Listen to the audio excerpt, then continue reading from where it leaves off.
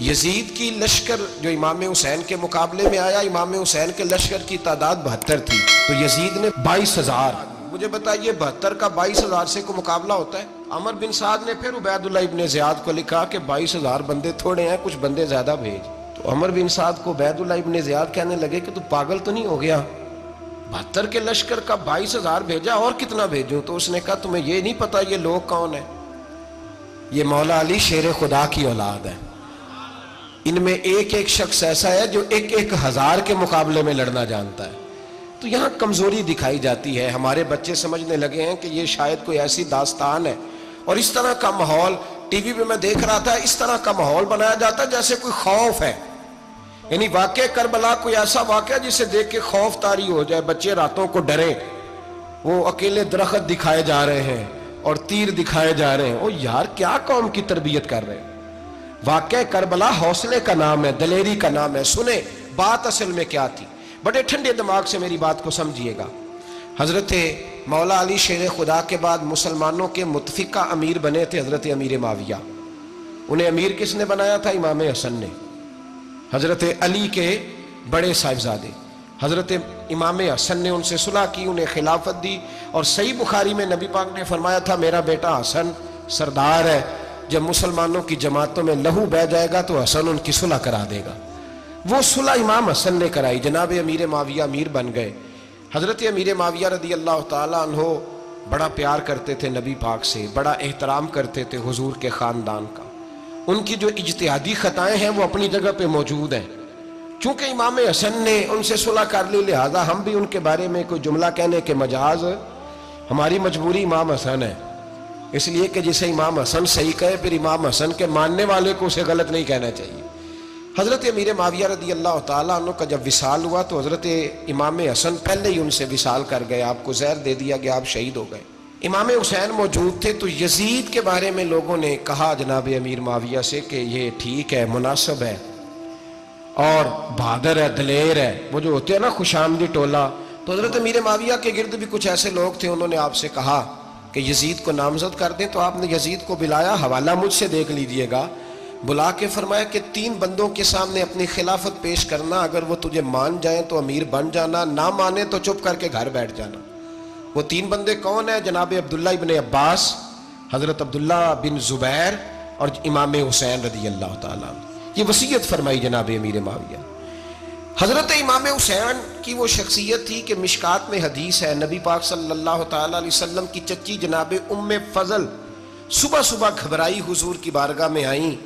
عرض کی یا رسول اللہ صلی اللہ علیہ وسلم آج میں نے عجیب خواب دیکھا ہے، میں ڈر گئی ہوں. حضور نے فرمایا چچی کیا دیکھا؟ عرض کی حضور میں نے دیکھا ہے کہ آپ کے وجود کا گوشت کا ایک ٹکڑا کٹ کے میری جھولی میں آ گیا ہے. حضور یہ کیا ہے؟ تو محبوب خواب سن کے مسکرائے، فرمایا چچی یہ پریشانی والا خواب نہیں، یہ تو خوشی والا خواب ہے. اللہ فاطمہ کو بیٹا عطا کرے گا اور وہ تیری گود میں کھیلا کرے گا. چونکہ وہ میرے وجود کا ٹکڑا ہوگا لہذا خواب تجھے یہ آئی ہے. تو امام حسین پیدا ہوئے، امام حسن کی عمر ابھی 11 مہینے تھی. تو نبی پاک نے امام حسین کو جناب ام فضل اپنی چچی کی گود میں دے دیا کہ فاطمہ کے لیے دونوں بچے سنبھالنا مشکل ہوگا. وہ خواب اس طرح پوری ہوئی. امام حسین سے حضور نے بڑا پیار کیا، بڑی محبت فرمائی نبی پاک سے. کچھ حدیثیں میں نے جمعے میں عرض کی تھیں.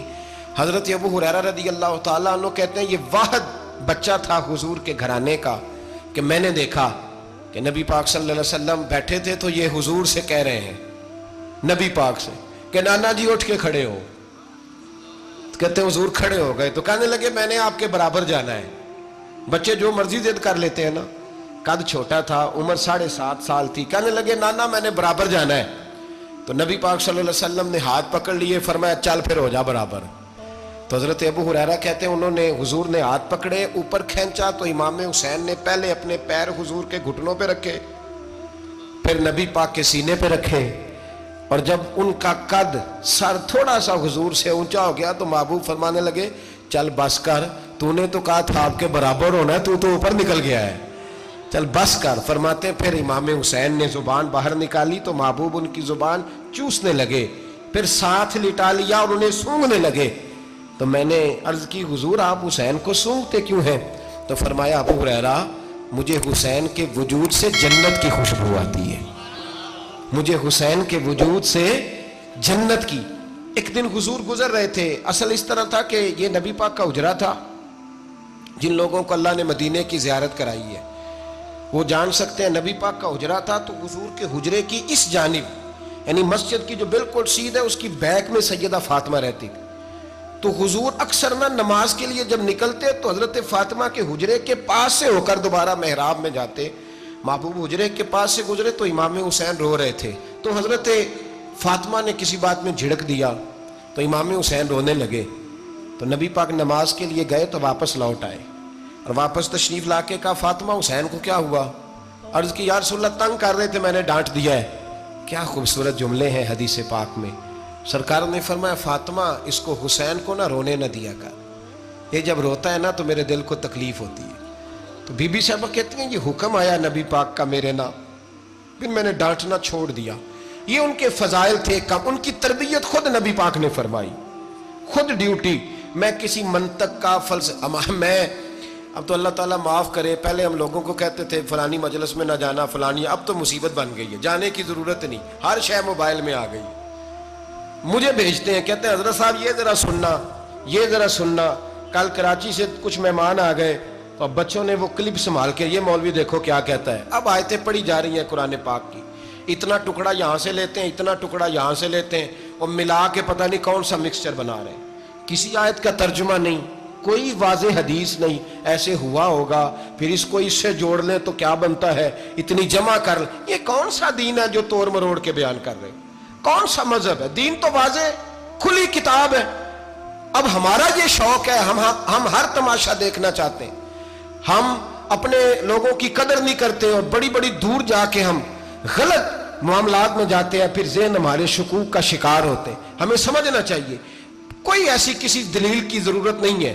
جب ان کے واضح چیزیں ان کی کتابیں میں موجود ہے حدیث میں موجود ہے قرآن مجید میں ان کے فضائل کھل کے موجود ہے تو دور جانے کی کیا ضرورت. حضور ان کی ٹریننگ کراتے تھے.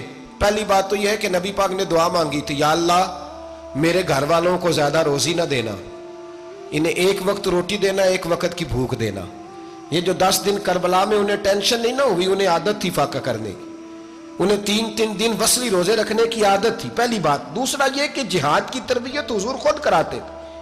حضرت فاطمہ زہرا کہتی میں پردے کے پیچھے دیکھ رہی تھی نبی پاک نے امام حسن اور حسین سے فرمایا چلو میرے سامنے کشتی لڑو. تو دونوں حضرات آپس میں جب کشتی لڑنے لگے تو نبی پاک نا امام حسن کو کہتے ہیں حسن حسین کو ٹانگوں سے پکڑو. حسن حسین کو پیچھے سے پکڑو. جب نبی پاک بار بار امام حسن کو بتا رہے تھے تو سیدہ پیچھے سے بول پڑی کہنے لگی یا رسول اللہ آپ چھوٹے کو بتائے آپ بڑے کو بتا رہے. بڑا تو پہلے 11 مہینے بڑا ہے تو آپ چھوٹے کو بتائے بڑے کو بتا رہے. تو فرمایا فاطمہ تو چپ کرنا جو میں دیکھ رہا ہوں تو نہیں نہ دیکھ رہی. ایک کو میں بتا رہا ہوں دوسرے کو جبریل امین بتا رہے ہیں.